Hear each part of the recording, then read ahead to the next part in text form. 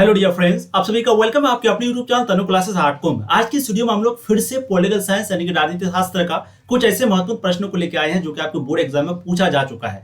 देखिए, पहले हम आपको एक वीडियो करा चुके थे जहां पर हम आपको 10 लघु उत्तरीय प्रश्न करवाए थे और 5 जो है आपको दीर्घ उत्तरीय प्रश्न करवाए थे। ठीक है, सेम हूबहू आज भी हम लोग 5 जो है वो आपके लिए दीर्घ उत्तरीय प्रश्न लेके आए हैं, जैसे आप यहाँ पर देख सकते हैं। ठीक है, जैसे शीत युद्ध का अर्थ, उसके उदय के कारण बताइए, बहुत ही इंपॉर्टेंट प्रश्न है। अंतरराष्ट्रीय राजनीति में शक्ति संतुलन की विवेचना करें, ये भी आपके लिए बहुत इंपॉर्टेंट है। हरित क्रांति के बारे में अक्सर पूछा जाता है। तो 5 आपके लिए दीर्घ उत्तरीय प्रश्न लेके आए हैं और 10 आपके लिए लघु उत्तरीय प्रश्न लेके आए हैं। तो सेम ये वैसा ही प्रश्न है जो कि आपके बोर्ड एग्जाम में अक्सर बार पूछा गया है और बहुत ही ज्यादा चांस है पूछने का। जैसे आप सबको पता है, ऑब्जेक्टिव का जो तैयारी है वो आप 100% कर चुके हैं, लेकिन सब्जेक्टिव की जो तैयारी है वो आपकी बहुत ही कमजोर है। ठीक है, इसलिए उसी चीज को ध्यान में रखते हुए ऐसे प्रश्नों को लाया गया है जो कमजोर विद्यार्थियों को भी अच्छा मार्क्स लाने में मजबूर कर दे। ठीक है, तो प्लीज आप सभी प्रश्नों को ध्यानपूर्वक देखिए, सभी का आंसर को ध्यान से देखिए, क्योंकि ये वैसे प्रश्न है जो गेस किया हुआ, अनुभवी शिक्षकों के द्वारा तैयार किया हुआ प्रश्न जो है हम अभी आपको करवाने वाले हैं। और ये आपका दूसरा वीडियो है, इससे पहले भी हम लोग एक वीडियो कर चुके हैं। ठीक है, तो शुरू करते हैं। पहला प्रश्न आपके समक्ष है, ध्यान रखिएगा, ये राजनीति शास्त्र यानी कि पॉलिटिकल साइंस का है। चलिए, प्रथम 3 आम चुनाव में कांग्रेस के प्रभुत्व से आप क्या समझते हैं? बहुत ही इंपॉर्टेंट प्रश्न है। पहला प्रश्न आपका क्या पूछा कि प्रथम जो 3 आम चुनाव हुआ था उसमें कांग्रेस का प्रभुत्व से आप क्या समझते हैं? क्योंकि हम लोग जानते हैं प्रथम आम चुनाव जो है वो कब हुआ था, तो 1952 में हुआ था। द्वितीय आम चुनाव कब हुआ था? 1957 में हुआ था। और तृतीय आम चुनाव कब हुआ था? तो आप सबको पता है तृतीय आम चुनाव जो है वो 1962 में हुआ था। और हम सबको पता है कि 1952 में, 57 में, 62 में, तीनों में जो है कांग्रेस का दबदबा बहुत ज्यादा रहा था। कांग्रेस की यहाँ पर जीत हुई थी। 1952 में कांग्रेस को 485 सीट मिली थी और 1957 में उनको जो है 494 सीट मिली थी लगभग, है ना। और 1962 में भी लगभग 494 या 95 इसको सीट मिली थी। तो कांग्रेस का प्रभुत्व तो है ना, तो आपको यही चीज को तो लिखना है। देख लीजिए आंसर यहाँ पर, आजादी के बाद कांग्रेस का प्रभुत्व जो है वो दिखाई देता है। सबको पता है कांग्रेस का प्रभुत्व दिखाई देता है कब तक? 1967 तक। 1967 के बाद कांग्रेस पार्टी जो है वो पूरे तरीके से तो नहीं, लेकिन खत्म हो गई। उनका बंटवारा हो गया कांग्रेस पार्टी का। एक का नाम रखा गया कांग्रेस आर, एक का नाम रखा गया कांग्रेस ओ। ठीक है, तो कांग्रेस पार्टी का बंटवारा हो गया, इसलिए कांग्रेस पार्टी का बड़ा नेता छोड़ दिया उनको, इसलिए कांग्रेस पार्टी कमजोर हो गई। लेकिन 67 तक वो पार्टी बहुत मजबूत था। तो वही बात पूछा जा रहा है कि आजादी के बाद कांग्रेस का जो है प्रभुत्व तो दिखाई दिया। कांग्रेस पार्टी को प्रथम में, द्वितीय में और तृतीय आम चुनाव में बहुत ही ज्यादा विशाल बहुमत मिला। केंद्र में कांग्रेस पार्टी की सरकार बनी, समझ गए। 1952 के प्रथम आम चुनाव में उनको 485 सीट मिला था, जैसे अभी हमने आपको कहा। 1957 के द्वितीय आम चुनाव में उनको 494 सीट मिला और 1962 में जब तृतीय चुनाव हुआ था उसमें भी उनको 494 सीट मिला। तो क्योंकि लघु उत्तरीय प्रश्न है, 2 नंबर में आपको पूछा जाता है, तो आपको उतना ही लिखना है कि प्रथम आम चुनाव से आप क्या समझते हैं, प्रथम 3 आम चुनाव से कांग्रेस का प्रभुत्व से क्या समझते हैं। तो आपको सिंपली लिख देना है कि उनको अपार जीत मिला था इतना। 1952 में उनको 485 मिला था, 1957 में उसको 494 सीट मिला था और 1962 में भी उसको 494 सीट मिला था। और हम लोग समझते हैं कि कांग्रेस का जो दबदबा है वो बहुत ज्यादा था 1952 से लेकर 1967 तक। ठीक है, इस तरीके से आपको आंसर देना है। अगला प्रश्न, अपने शब्दों में आपको आंसर देना है, मतलब जो आपको आता है, दिमाग में जो भी आता है उसको किसी भी तरीके से लिख दीजिए। ठीक है, अगला प्रश्न देखिए, भारतीय विदेश नीति के उद्देश्यों की व्याख्या करें। यानी कि भारतीय जो विदेश नीति है, इंडियन फॉरेन पॉलिसी जो है, उसका क्या क्या उद्देश्य है, आखिर भारतीय विदेश नीति का उद्देश्य क्या है, आखिर क्यों उनको बनाया गया है, उनका आपको उद्देश्य को यहाँ पर बताना है। ठीक है, देखिए, राष्ट्रीय हित की देखभाल करना उनका पहला उद्देश्य है। दूसरा, राष्ट्रीय हित और विदेश नीति में घनिष्ठ संबंध होता है। तो विदेश नीति का पहला उद्देश्य क्या होता है? राष्ट्रीय हित की देखभाल करना। ठीक है, दूसरा होता है राष्ट्रीय हित और विदेश नीति में जो घनिष्ठ संबंध है, जो घनिष्ठ संबंध है उसका मतलब कि एक प्रकार का रक्षा करना, मतलब कि विदेश नीति के लिए एक प्रकार का, जैसे बोल सकते हैं कि 2 राष्ट्र के बीच जो संबंध है उनको और घनिष्ठ करना। तीसरा है विश्व शांति की प्राप्ति करना। ठीक है, उनके बाद ये निकट भविष्य की स्थिति में विदेश नीति को नियंत्रण करने वाले मापदंडों का विकल्प प्रदान करना, आर्थिक विकास में मदद मिलती है। विदेश नीति बदलते हुए अंतरराष्ट्रीय स्वरूप में अपने आप को ढालने में सक्षम होती है। राष्ट्रीय हित विदेश नीति को मजबूत आधार प्रदान करती है।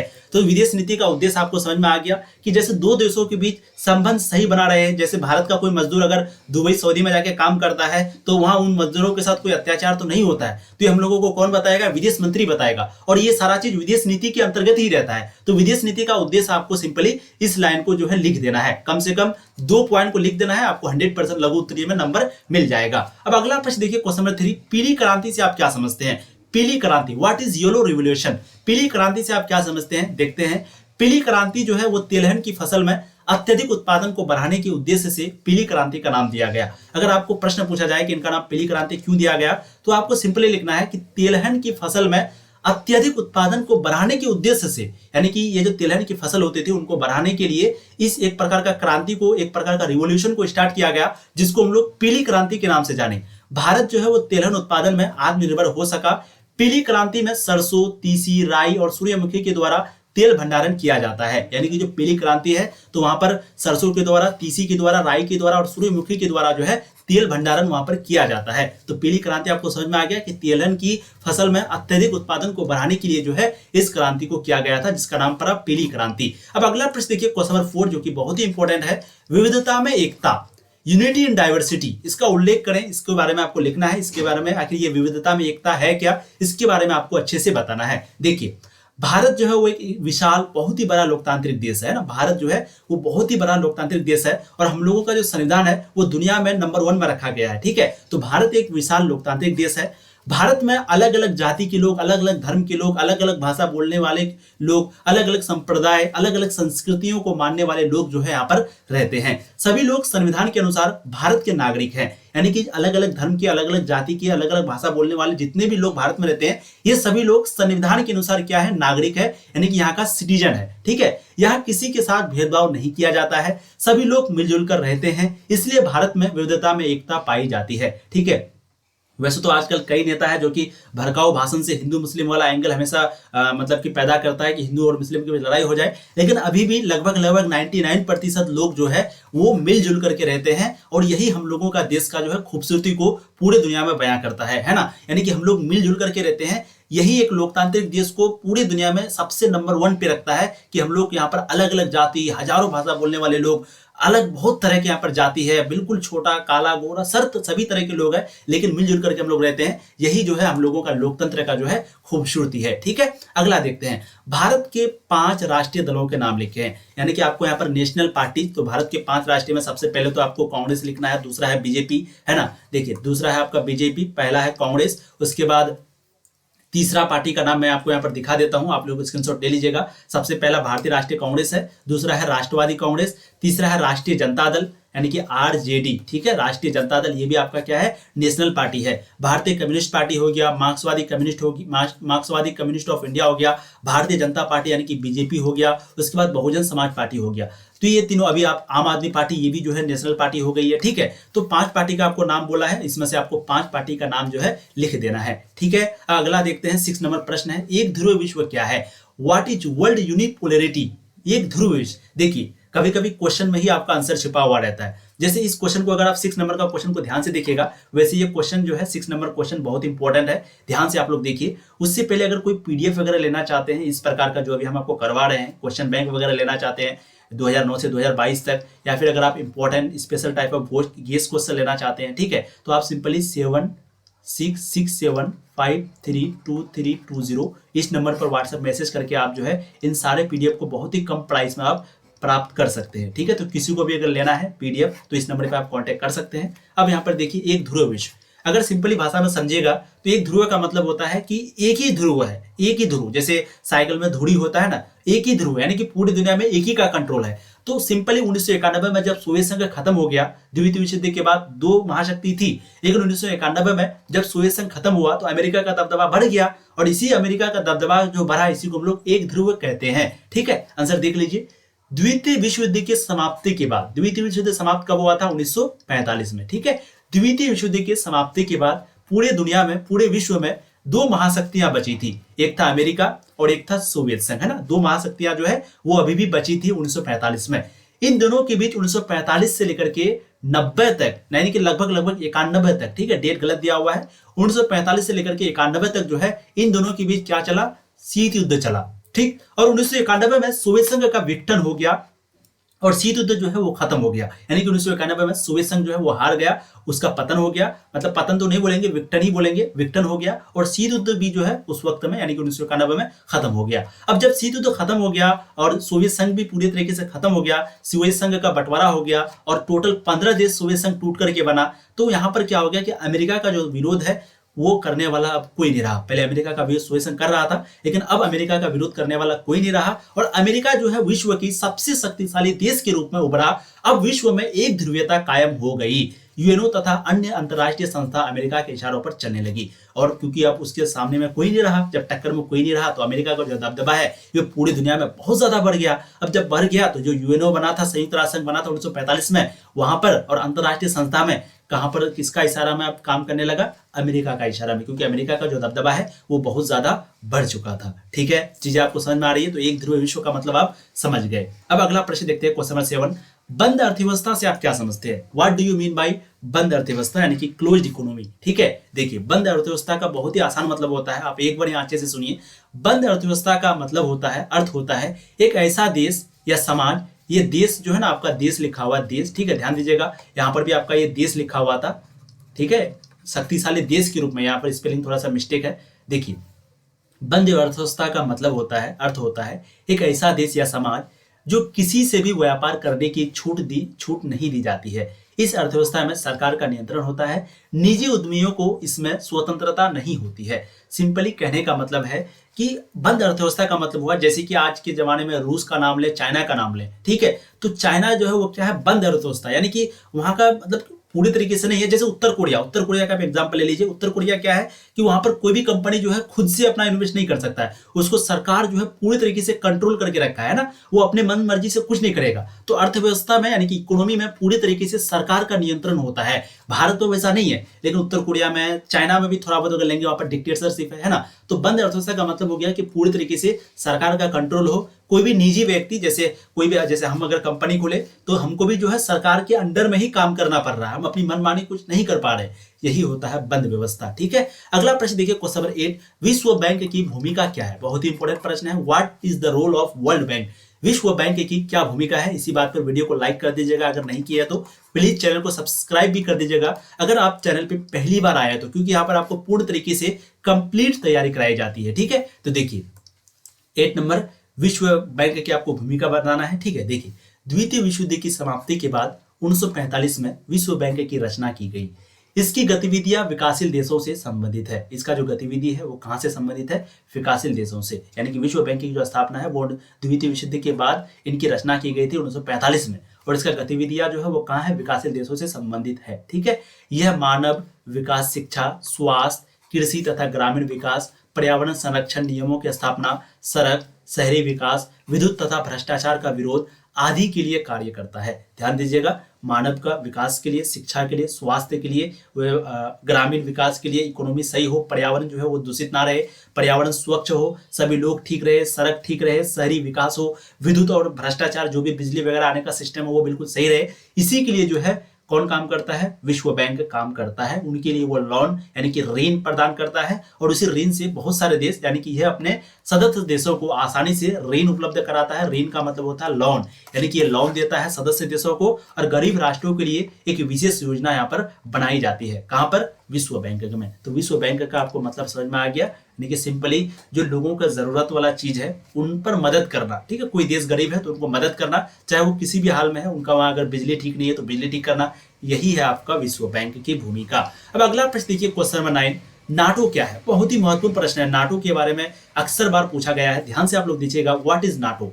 नाटो जो है वो किसके द्वारा लाया गया था? तो अमेरिका के द्वारा लाया गया था। आपको पूछा जाएगा कब लाया गया था, पूछा भी जाता है, तो 1949 में। ठीक है, ध्यान दीजिएगा, जो हम लोगों का देश है वो आजाद हुआ था 1947 में। हम लोगों का देश आजाद कब हुआ था? 1947 में। और जस्ट एक साल के बाद 1948 में क्या हुआ? मार्शल योजना शुरू हुआ था, अमेरिका के द्वारा शुरू किया गया था। मार्शल योजना कब शुरू हुआ था? 1948 में। आप लोग जो है ये सारा डेट को अच्छे से लिखते हुए जाइए और मेरी बातों को ध्यान से सुनिए। मैं आपको 100% गारंटी दे देता हूं, आपका जो रिजल्ट है वो सबसे बेहतर आएगा। ठीक है, अगर आप ईमानदारी से सही से सिर्फ मेरी बातों को ध्यान से सिर्फ सुनेंगे तो। ठीक है, तो देखिए ये आपका नाटो लिखा हुआ, नाटो।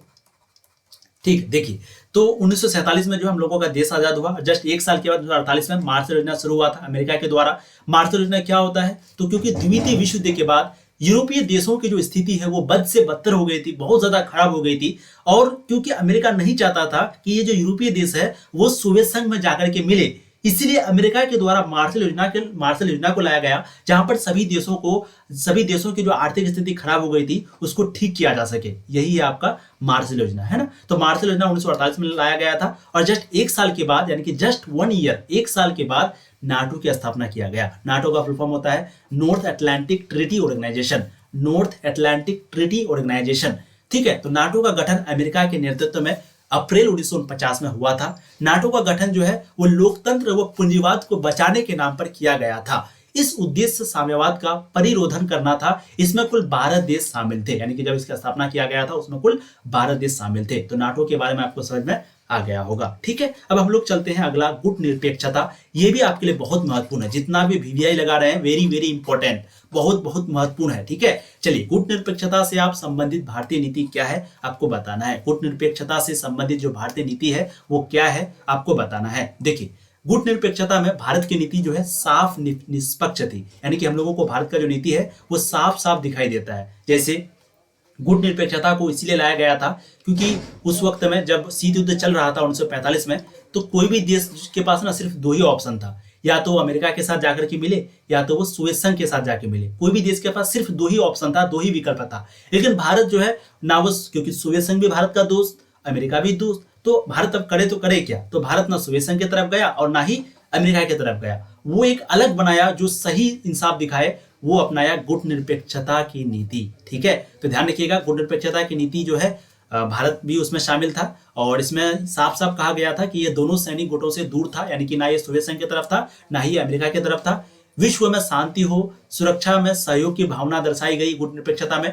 गुट निरपेक्षता के माध्यम से भारत जो है वो अंतर्राष्ट्रीय मुद्दों पर एक स्वतंत्र कदम उठा सका, यानी कि ऐसा नहीं कि भाई हम तुम्हारे साथ गद्दारी कर रहे हैं और तुम्हारे साथ मिल रहे हैं, ऐसा नहीं, बिल्कुल अकेले रह करके कि नहीं अमेरिका तुम गलत हो, नहीं सोवियत संघ तुम गलत हो। इस प्रकार का जो है भारत ने गुट निरपेक्षता को नीति की अपना करके अपना जो है योगदान को दिखाया, है ना। यानी कि जो गलत है गलत कहेंगे, जो सही है सही कहेंगे। तो ये कैसे कहेंगे, किसी की तरफ जाके मिलेंगे अगर तो उसको तो सही कहना ही पड़ेगा। अगर हम लोग अमेरिका के साथ मिलते तो अमेरिका को सही करना पड़ता, अगर सोवियत संघ के साथ मिलते तो सोवियत संघ को सही करना पड़ता। लेकिन भारत जो है गुट निरपेक्षता की नीति को अपनाया, जहां पर दोनों सैनिक गुटों से दूर रहा, विश्व शांति में सुरक्षा हुआ और गुट निरपेक्षता के माध्यम से भारत जो है वो अंतर्राष्ट्रीय मुद्दों पर एक अपना स्वतंत्र कदम उठा सका। ठीक है, स्क्रीनशॉट आप लोग लेते जाइएगा। अगर आपको पीडीएफ नहीं लेना है तो अगर आपको पीडीएफ लेना है तो इस नंबर पे सिंपली कांटेक्ट करके आप पीडीएफ ले सकते हैं। बहुत ही कम प्राइस में आपको सारा पीडीएफ जो है वो दिया जा रहा है। अब देखिए, 10 हम लोग लघु उत्तरीय प्रश्नों को किए, अब आपका दीर्घ उत्तरीय प्रश्न है। सबसे पहला प्रश्न है, शीत युद्ध का अर्थ एवं उसके उदय के कारण बताइए, यानी कि शीत युद्ध का मतलब क्या होता है और शीत युद्ध क्यों पनपा, उनके उदय के बारे में भी आपको बताना है और ये क्यों हुआ शीत युद्ध, इनके बारे में भी आपको बताना है। ठीक है, बहुत ही महत्वपूर्ण प्रश्न है, इसलिए मैं चाहूंगा प्लीज आप वीडियो को ध्यान से यहाँ से देखिएगा।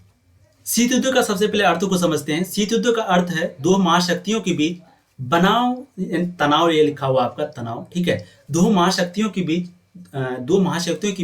तनाव की स्थिति है। द्वितीय विश्व युद्ध की समाप्ति के बाद 2 महाशक्तियों के बीच तनाव की स्थिति उत्पन्न हुई। अमेरिका पूंजीवाद तथा सोवियत संघ साम्यवाद, दोनों गुट एक दूसरे को कमजोर साबित करना चाहते थे। ये एक ऐसा युद्ध था जिसमें किसी भी अस्त्र शस्त्र यानी कि किसी भी हथियार का प्रयोग नहीं हुआ।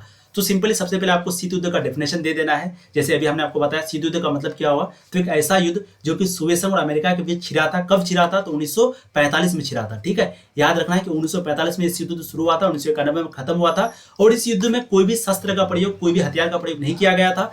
कोई भी तनाव तो बहुत ज्यादा हुआ था लेकिन युद्ध जो है वो नहीं हुआ था, इसीलिए इनका नाम शीत युद्ध पड़ा। और ये अमेरिका और सोवियत संघ के बीच चला था और दोनों एक दूसरे को नीचे दिखाना चाहता था, इसीलिए जो है ऐसा हुआ। ठीक है, अब इसके उदय के कई कारण है, एक एक हम लोग जानते हैं। सबसे पहला कारण है वैचारिक मतभेद। पूंजीवादी व साम्यवादी विचारधारा का प्रतिनिधित्व कर अमेरिका तथा सोवियत संघ का उदय हुआ, यानी कि विचार जो उनका विचार था वो अलग अलग था। पूंजीवादी अमेरिका चाहता था, साम्यवादी सोवियत संघ चाहता था, तो दोनों का विचार नहीं मिला। इसके कारण भी जो मतभेद है वो बहुत ज्यादा बढ़ा। सोवियत संघ साम्यवाद और समाजवाद को फैलाना चाहता था, जबकि अमेरिका जो है इनको रोकना चाहता था। और साम्यवाद पूर्वी जर्मनी, हंगरी, रोमानिया, एशिया में, उत्तरी कोरिया तथा चीन में फैल चुका था। यानी कि ये जो साम्यवाद है वो पूर्वी जर्मनी में भी, हंगरी में भी, रोमानिया में भी और एशिया में उत्तरी कोरिया तथा दक्षिण में चीन में जो है ये साम्यवाद वो फैल चुका था। इससे अमेरिका को खतरा महसूस हुआ, जिसके कारण दोनों वैचारिक मतभेद उत्पन्न हुए। और अमेरिका को खतरा लगा कि भाई इतना देशों में साम्यवाद फैल चुका है, तो उनको खतरा लगा। तो इससे क्या हो गया कि अमेरिका जो है और गुस्से में आ गया। ठीक है, अगला है मार्शल योजना। अब मार्शल योजना, मैंने कहा ना कि मार्शल योजना में क्या किया था कि वो सभी को एक तरफ कर दिया गया था। तो देखिए, ये 1947 नहीं होगा, 1948 होगा। मार्शल योजना, ध्यान रखना आपको, मार्शल योजना कब शुरू हुआ था? 1948 में। तो 1948 ईस्वी में अमेरिका राज्य जो है सचिव मार्शल ने यूरोप को अरबों डॉलर की सहायता देने की एक योजना बनाई, जिसमें गरीब राष्ट्र को आर्थिक मदद मिल सकी। ऐसा नहीं करते तो वो सुएज संघ में जाकर के मिल जाते, यानी कि जो यूरोपीय देश था वो सुएज संघ में जाकर के मिल जाता अगर अमेरिका मार्शल योजना को शुरू नहीं करता तो। इसी समय चुगोस्लाविया में सोवियत हस्तक्षेप ने अमेरिका विरोधी को अपने साथ मिलाया, और इसी समय चुगोस्लाविया के जो सोवियत हस्तक्षेप थे, सोवियत संघ के हस्तक्षेप थे, उसमें अमेरिका विरोधी को भी अपने साथ यहाँ पर मिलाया। ठीक है। तीसरा है सैनिक गुटों का निर्माण। दोनों गुटों के तनाव को के कारण दोनों गुटों में सैनिक गुट जो है वो बन गए।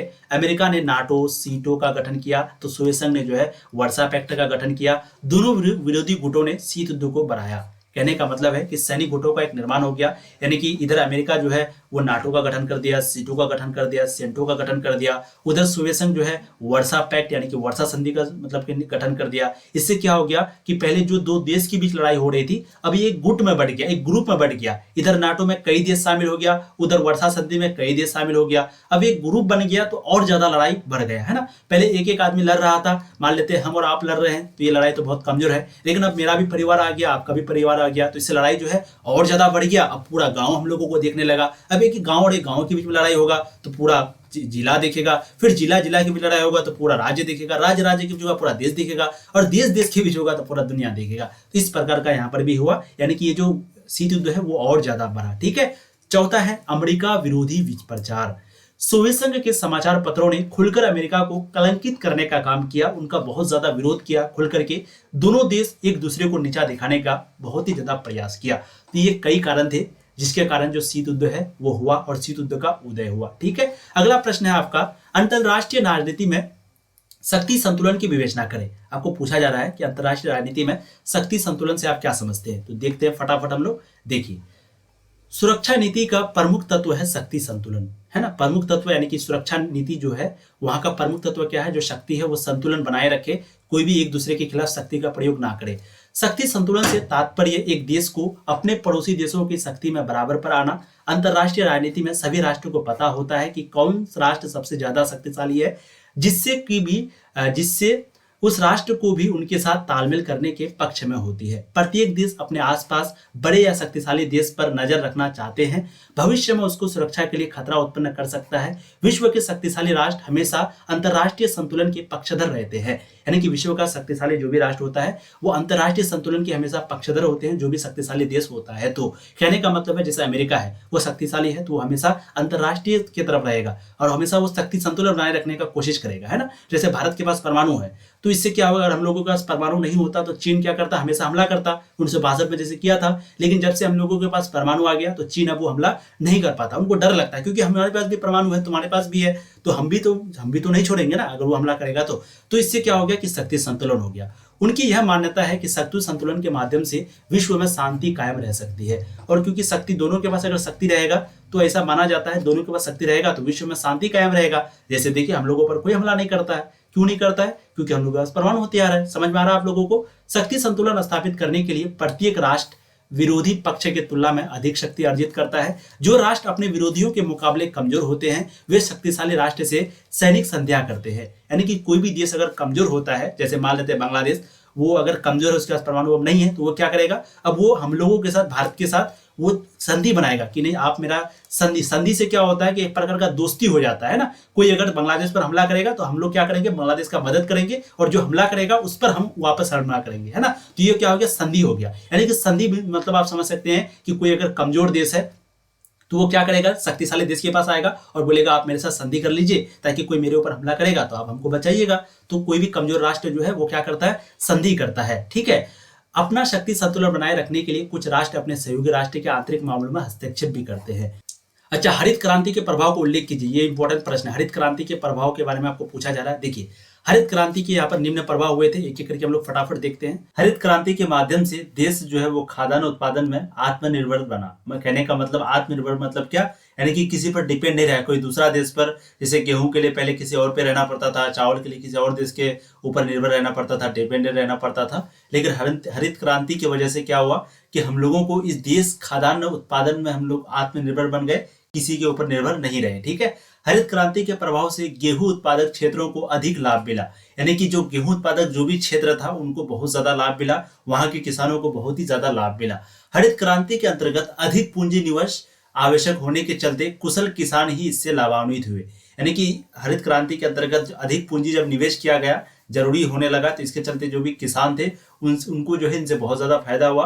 हरित क्रांति के माध्यम से कृषि श्रमिकों की आय में वृद्धि हुई, यानी कि हरित क्रांति की वजह से जो कृषि श्रमिक थे, जो मजदूर लोग थे, किसान मजदूर लोग थे, उनकी जो इनकम थी उनके में क्या हुई, वृद्धि हुई, ग्रोथ हुई। ठीक है, 1968 से 1980 के बीच हरित क्रांति का लाभ गेहूं तथा चावल में अत्यधिक वृद्धि हुई, यानी कि 1968 से 80 के बीच में हरित क्रांति जो हुआ, इनकी वजह से गेहूं और चावल में सबसे ज्यादा लाभ हुआ है। हरित क्रांति के काल में भारतीय कृषि क्षेत्र में ट्यूबवेल, पंपसेट, उर्वरक, ईलर, हार्वेस्टर के बाइन का प्रयोग बढ़ा, यानी कि हरित क्रांति की वजह से जो है कृषि क्षेत्र में ट्यूबवेल, यानी कि जैसे पंप सेट, अभी तो मशीन वगैरह लगा करके पंप सेट लगा के जो हम लोग पानी देते हैं, पहले क्या होता था, कुआं से दिया जाता था, वर्षा पर जो है, बरसात के मौसम पर जो है निर्भर होकर रहता था। लेकिन हरित क्रांति की वजह से इन चीजों पर निर्भर ना रह करके हम लोगों ने जो है खुद से उर्वरक जो है अपना बनाया, जैसे पोटाश वगैरह, अलग अलग तरह के खाद, है ना, फिर अलग अलग तरह का चीजों के कंपोस्ट वगैरह का प्रयोग करने के लिए हरित क्रांति की वजह, हरित क्रांति के बाद ही हम लोग सीखे। ठीक है, इस प्रकार हरित क्रांति ने भारतीय कृषि के आधुनिकीकरण का मार्ग प्रशस्त किया, और हम लोग इसी प्रकार भारतीय जो कृषि थी, खेती करने का हम लोगों ने नया नया तरीका को अपनाया, नया नया हथकंडा को अपनाया हम लोगों ने। इससे क्या हो गया कि हम लोगों का जो फसल है वो और ज्यादा बढ़ा। पहले अगर दो बोरी जहां पे होता था तो वहां 4 बोरी होने लगा, है ना। हरित क्रांति के चलते भारतीय कृषि के क्षेत्र में ऊर्जा का उपयोग बढ़ा, यानी कि ऊर्जा का भी उपयोग बहुत ज्यादा बढ़ा भारतीय कृषि क्षेत्र में। 1980 से 81 के पहले हरित क्रांति के समय में इसका लाभ पंजाब, हरियाणा तथा उत्तर प्रदेश तक सीमित था, लेकिन 1981 के बाद अन्य राज्य जैसे कि उड़ीसा, बिहार, पश्चिम बंगाल, इन जगहों पर भी इन खादानों की जो है बहुत ज्यादा वृद्धि हुई। कहने का मतलब है हरित क्रांति से पहले ज्यादातर पंजाब में, हरियाणा में, उत्तर प्रदेश में ही ये सारा चीज होता था, जो भी अभी आप देखें खेती वगैरह होता था। लेकिन 81 के बाद, हरित क्रांति के बाद ये बहुत ज्यादा मतलब कि बिहार की ओर भी बढ़ने लगा, उड़ीसा में भी, और बंगाल, यानी कि जितना भी इधर वाला राज्य था, यानी कि वहां से जो भी दूर वाला राज्य था, पश्चिम बंगाल, बिहार, उड़ीसा, इन जगहों पर हरित क्रांति की वजह से ही जो है खादानों में बहुत ज्यादा वृद्धि हुई। ठीक है, अब हम लोग नेक्स्ट क्वेश्चन पर चलते हैं। भारत के पड़ोसी देशों के साथ संबंधों की विवेचना कीजिए, यानी कि भारत का जो भी पड़ोसी देश है, कौन कौन सा पड़ोसी देश है, जैसे पाकिस्तान सबसे पहले तो, ठीक है, अफगानिस्तान, नेपाल, भूटान, बांग्लादेश, श्रीलंका, मालदीव, ये सारा क्या है, पड़ोसी देश है। तो आपको बताना इनके बीच जो संबंध है, संबंध के बारे में आपको पूछा गया है। ठीक है, तो अपने अनुसार आप बहुत बड़ा भी लिख सकते हैं इस चैप्टर में, और आपको पता ही है कि अगर आपको दीर्घ उत्तरीय प्रश्न पूछा जाए तो आपको कम से कम 2 पेज का लिखना है, और लघु उत्तरीय प्रश्न पूछा जाए तो कम से कम आपको आधा पेज का लिखना है। ठीक है, तभी आपको जो है फुल नंबर मिलेगा। और ध्यान रखिएगा, जब भी आप क्वेश्चन बनाने के लिए जाइएगा एग्जाम में, तो पहले आपको दीर्घ उत्तरीय प्रश्न बनाना है एग्जाम में। जैसे मान लेते हैं आपको 1 से लेकर के 25 तक प्रश्न दिया गया, अब 5 प्रश्न जो है आपको दीर्घ दिया गया लेकिन सबसे लास्ट में, तो आप क्या कीजिएगा, सबसे पहले दीर्घ उत्तरीय प्रश्न जितना है सारा को बना लीजिएगा, उनके बाद ही लघु उत्तरीय प्रश्न को बनाना है। ठीक है, चलिए देखते हैं। भारत अपने पड़ोसियों के साथ मैत्रीपूर्ण संबंध स्थापित करना चाहता है। मैत्रीपूर्ण का मतलब दोस्ती वाला जो रिश्ता है वही शुरू करना चाहता है, वही जो है स्थापना करना चाहता है भारत अपने पड़ोसी देश के साथ। प्रत्येक राज्य की यह पहली अवस्था होती है। भारत के पड़ोसी देशों में, यानी कि भारत के पड़ोसी देशों में सबसे पहला है पाकिस्तान, दूसरा है चीन, नेपाल, अच्छा चीन भी पड़ोसी देश में आता है, चीन, ठीक है, तीसरा है नेपाल, चौथा है भूटान, पांचवा है म्यांमार, छठा है श्रीलंका, और सातवां है बांग्लादेश। ये सभी देश जो है वो क्या है, भारत के पड़ोसी देश है। तो नाम आपको अच्छे से याद रखना है, पाकिस्तान, चीन, नेपाल, भूटान, म्यांमार, श्रीलंका और बांग्लादेश, ये सभी क्या है, भारत के पड़ोसी देश है। पाकिस्तान और चीन को छोड़कर भारत के संबंध अन्य सभी पड़ोसी राज्यों से मधुर रहे हैं। यानी कि अगर हम लोग पाकिस्तान को और चीन को छोड़ देंगे तो बाकी जितना भी पड़ोसी देश है, जैसे कि नेपाल, भूटान, बांग्लादेश, इन सभी के साथ जो है बहुत अच्छा हम लोगों का रिश्ता रहा है और बहुत ही अच्छा संबंध रहा है। ठीक है, भारत ने हमेशा से नेपाल, भूटान, बांग्लादेश तथा अन्य पड़ोसी देशों के साथ विकास में योगदान दिया है। पाकिस्तान के साथ भारत का संबंध उतार चढ़ाव से जुड़ा हुआ है। अभी कुछ दिनों से ही सीमा पर युद्ध का माहौल पाकिस्तान ने तैयार किया है। पाकिस्तान से भारत का आजादी के बाद से ही कश्मीर का मुद्दा दोनों देशों के बीच, परंतु कश्मीर भारत का अभिन्न अंग है। यानी कि आजादी के पाकिस्तान के साथ हम लोगों का रिश्ता जो है बहुत ज्यादा खराब है, उतार चढ़ाव है, क्योंकि आजादी के बाद ही हम दोनों देश जो है वो कश्मीर को लेकर के हमेशा लड़ते रहे हैं। ठीक है, सीमा विवाद को लेकर के हमेशा लड़ते रहे हैं। तो इससे क्या है कि हम लोगों का जो संबंध है वो पाकिस्तान के साथ अच्छा नहीं है। पाकिस्तान ने कश्मीर को लेकर आतंकवादी हथकंडे अपना रहा है, यानी कि कश्मीर को लेकर के वो पाकिस्तान जो है कभी कभी आतंकवादी हथकंडा करता है, कभी कभी आतंकवादी को कश्मीर में भेज देता है, बम वगैरह फोड़ देता है ना। श्रीलंका के साथ भारत का संबंध जो है तमिल समस्याओं को लेकर उलझे हुए हैं, यानी कि वो तमिल के बारे में तो आप लोगों ने सुना ही होगा कि श्रीलंका जो है वो तमिल के साथ हमेशा एक प्रकार का बोल सकते हैं कि अन्याय करता है ना, क्योंकि वो लोग चाहता है कि भाई ये जो तमिल है वो इंडिया से है, तो हमेशा वो लोग जो है तमिल के साथ क्या करता है, अन्याय करता है। ठीक है, तो तमिल समस्याओं को लेकर हमेशा उलझा हुआ है। अभी हाल ही में प्रधानमंत्री नरेंद्र मोदी द्वारा श्रीलंका यात्रा से तमिलों की समस्याओं के लिए सकारात्मक पहल हुई है। भारत का नेपाल के साथ मधुर संबंध रहे हैं। इन दोनों देशों के बीच एक संधि भी हुई है जिसके अंतर्गत नागरिक जो है वो बिना पासपोर्ट और वीजा के भारत में काम के लिए आ जा सकता है, और भारत का भूटान के साथ मधुर संबंध रहा है जो आज भी कायम है। ठीक है, और नेपाल के साथ भी हम लोगों का संबंध बहुत अच्छा है, हम लोग बिना पासपोर्ट का वहां जा सकते हैं, वो लोग भी बिना पासपोर्ट का भारत आ सकता है, और भूटान के साथ भी हम लोगों का संबंध बहुत अच्छा रहा है। भारत बांग्लादेश के बीच भी जो है कभी कभी नदी जल बंटवारे को लेकर के समस्या रही है। चीन के साथ हमारा सीमा विवाद का अभी तक समाधान नहीं हुआ है, अभी भी चीन के साथ हम लोग का जो सीमा विवाद है वो चलता रहा है। चीन ने पंचशील के सिद्धांतों का भी उल्लंघन किया था। पंचशील संधि जो 1955 में हुआ था, 1954 में है ना, 1954 में जो पंचशील संधि हुआ था चीन के साथ भारत का, तो उनका भी वो उल्लंघन कर दिया 1962 में भारत पर हमला करके। ठीक है, तो चीन के साथ जो है हम लोगों का संबंध अच्छा नहीं है। तो आपको भारत का पड़ोसी देशों के बारे में जितना हो सके बस लिखते चले जाइए। ठीक है, अगला प्रश्न है नक्सलवाद पर टिप्पणी लिखे, यानी कि आपको लिखना है right a note on Naxalism. चलिए, क्या होता है नक्सलवाद, देखते हैं थोड़ा सा अच्छे से, और ये आपका लास्ट क्वेश्चन है तो इसलिए ध्यान से देखिएगा। देखिए, 1964 में भारतीय कम्युनिस्ट पार्टी में फूट पड़ गई। चीन समर्थक गुट ने अपनी मार्क्सवादी कम्युनिस्ट पार्टी बना ली। नक्सलवाद साम्यवाद व माओवाद की विचारधारा से प्रभावी एक हिंसक आंदोलन है। इस आंदोलन नक्सलवाद इसलिए कहते हैं क्योंकि इसकी शुरुआत जो है वो 1967 में पश्चिम बंगाल के नक्सलवाद पर हुई। ठीक है, तो इस आंदोलन को नक्सलवाद इसलिए कहते हैं क्योंकि इसका जो शुरुआत है वो कब हुई थी, 1967 में, कहां पर, पश्चिम बंगाल में। ठीक है, नक्सलवाद पर हुई थी। आज ये आंदोलन भारत के कई राज्यों में जैसे कि बिहार, पश्चिम बंगाल, उड़ीसा, झारखंड, आंध्र प्रदेश अपना पैर जमा चुकी है, यानी कि जो नक्सलवाद वाला आंदोलन है वो आज कई राज्यों में, भारत के कई राज्यों में यह आंदोलन फैल चुकी है। नक्सली हिंसा व क्रांति के माध्यम से सामाजिक और आर्थिक व्यवस्था में बदलाव चाहते हैं, यानी कि नक्सली क्या चाहता है, हिंसा व क्रांति के माध्यम से, अहिंसा नहीं, वो खून खराबा करके, क्रांति करके वो चाहता है कि सामाजिक और आर्थिक व्यवस्था में बदलाव हो। ठीक है, वो ऐसा चाहता है। 1967 के चुनाव में पश्चिमी बंगाल में गैर कम्युनिस्टी पार्टियों को सफलता मिली, इसलिए वहां गठबंधन सरकार बनी। चारू मजूमदार और कानू सन्याल के नेतृत्व में उन्होंने हिंसक घटनाएं की। कौन, नक्सलवाद। यह घटना पश्चिम बंगाल के पर्वतीय जिले दार्जिलिंग के नक्सलवादी पुलिस थाने इलाके में हुई, जिससे किसान विद्रोह हुआ।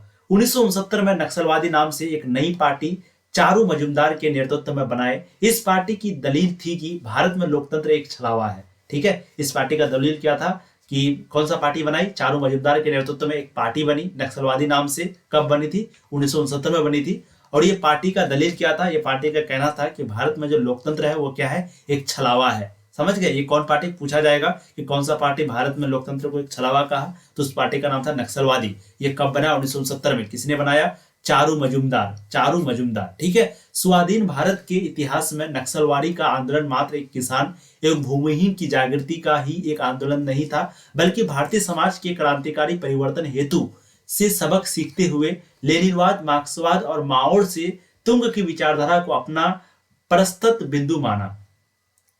बिंदु माना।